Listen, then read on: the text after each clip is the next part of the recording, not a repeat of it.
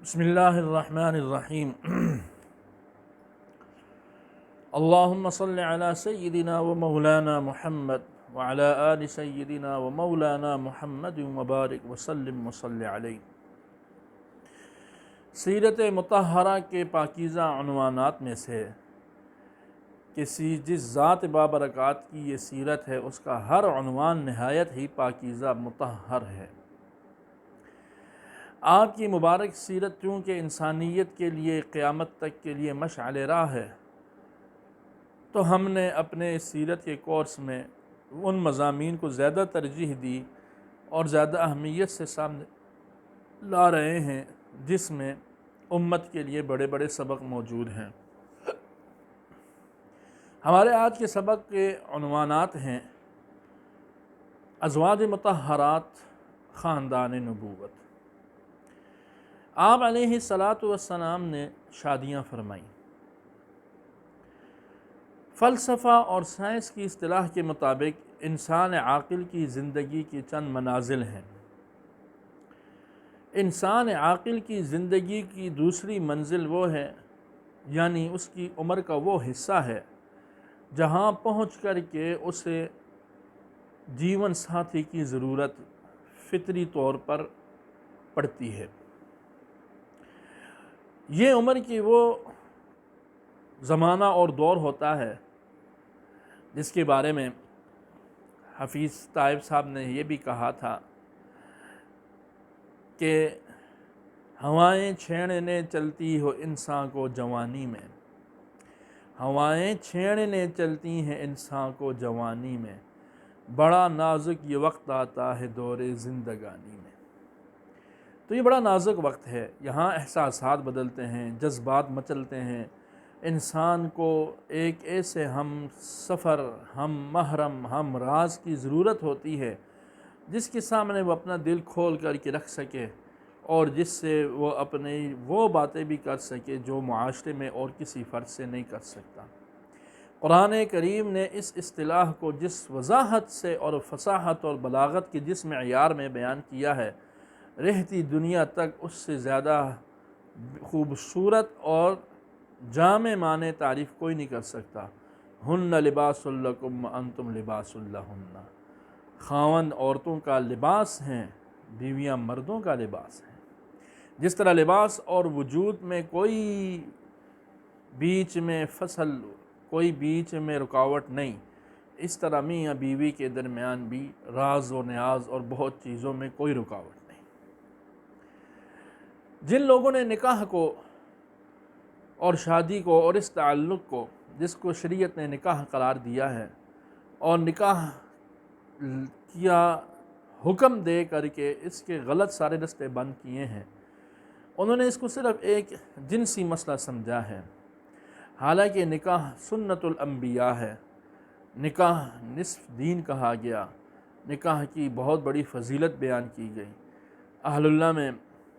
Bayazid Bastami رحمۃ اللہ علیہ سے متعلق ہے کہ آخر عمر میں ان کو یہ شدت سے طلب تھی کہ میرا نکاح ہو جائے۔ کسی نے کہا حضرت اب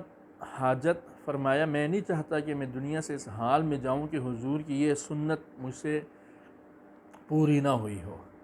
ممکن ہے پہلی اہلیہ وفات پا چکی ہوں لیکن اتنی بات ضرور ملتی ہے۔ خیر، عرض کرنے کا مقصد یہ ہے کہ نکاح انسانی ضرورت بھی ہے اور نکاح کے بہت سے اسباب ہیں جن کی وجہ سے نکاح کیا جاتا ہے۔ من جملہ ان میں سب سے بڑا سبب کہ جس طرح ہمارا وجود، ہمارا جسم کھانے کی، پینے کی اشتہا رکھتا ہے، چاہت رکھتا ہے، اگر ہم جسم کو بر وقت خوراک نہ دیں تو اس کے کمزوری یا اس کی کسی نہ کسی طرح پر خلاصہ یہ کہ کوئی نہ کوئی خرابی کا پیش خیمہ ہو سکتا ہے۔ اسی طرح جب ایک انسان کی فطری خواہش کو صحیح طریقے پر پورا نہ کیا جائے تو انسان کے لیے غلط راہ کی طرف نکلنا وہ بالکل واضح سی بات ہے۔ رحمت عالم جناب نبی کریم صلی اللہ علیہ وآلہ وصحبہ وسلم نے نکاح فرمائے۔ آپ کی عائلی زندگی کا یہ بڑا سنہرا باب ہے میں گزشتہ درس میں اشارہ کر آیا تھا کہ جب ہمارا دین عالمگیر دین ہے تو عالمگیر ہونے کا مطلب یہ ہے کہ وہ سارے انسانی زندگی کے ہر پہلو کی پوری اور مکمل رہنمائی کرتا ہو۔ انسان شادی کرے تو کیسے کرے، شادی کے بعد زندگی گزارے تو کیسے گزارے، بیوی کے ساتھ اس کا تعلق کیسا ہو، خاوند بیوی کے ساتھ، بیوی خاوند کے ساتھ معاشرے میں کیسے چل سکتے ہیں، پھر یہ دو خاندانوں کا ملاپ ہے، ایک دوسرے کے کیا حقوق حق ہیں، یہ ساری تفاصیل دی ہیں۔ بلکہ آپ علیہ السلام نے تو اس حق کا کتنا خیال کیا۔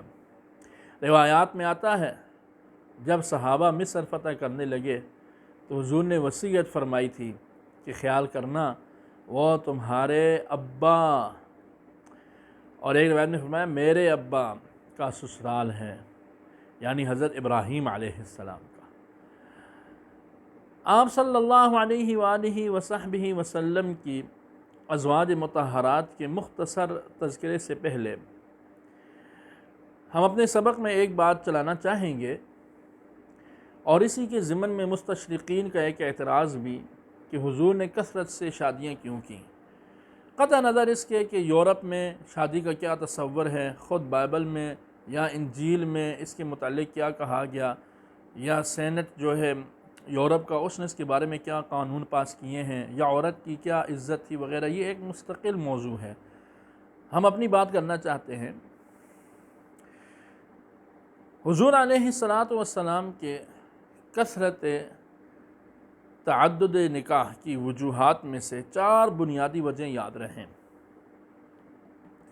ایک وجہ تو یہ ہے، پہلی وجہ کہ آپ کے سامنے تعلیمی مقاصد تھے، دوسری وجہ آپ کے سامنے تشریعی مقاصد تھے،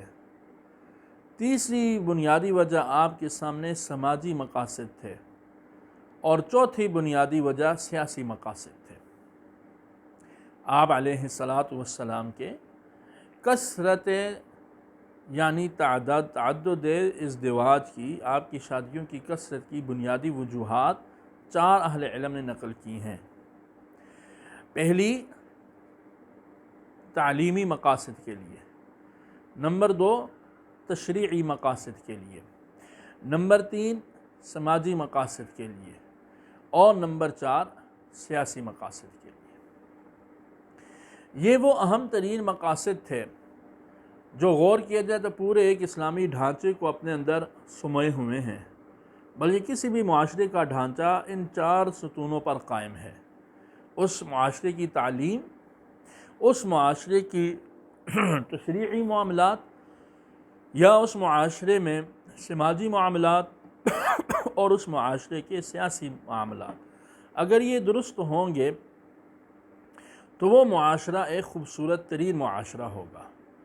اور ایک اسلامی معاشرے میں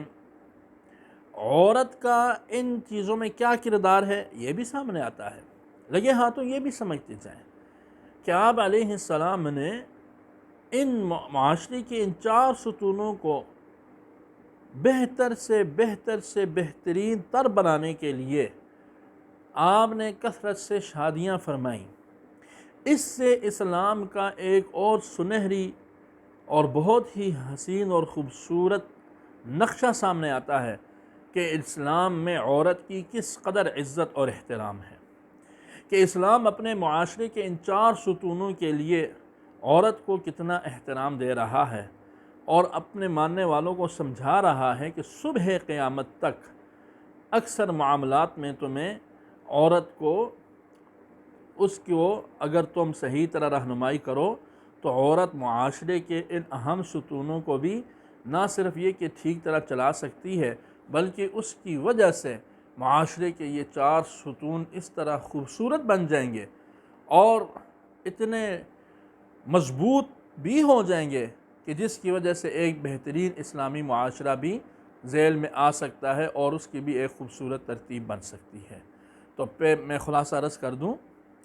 اور شاید پڑھنے والے طلباء طالبات آپ کا یہ سوال بھی آ جائے کہ حضور نے کثرت سے شادیاں کیوں فرمائیں، تو کون سے بڑے مقاصد ہیں؟ نمبر 1 تعلیمی مقاصد، نمبر 2 تشریعی مقاصد، نمبر 3 سماجی مقاصد، نمبر 4 سیاسی مقاصد۔ اب ان میں سے ہر ایک کی ہم قدر تفصیل بیان کرتے ہیں۔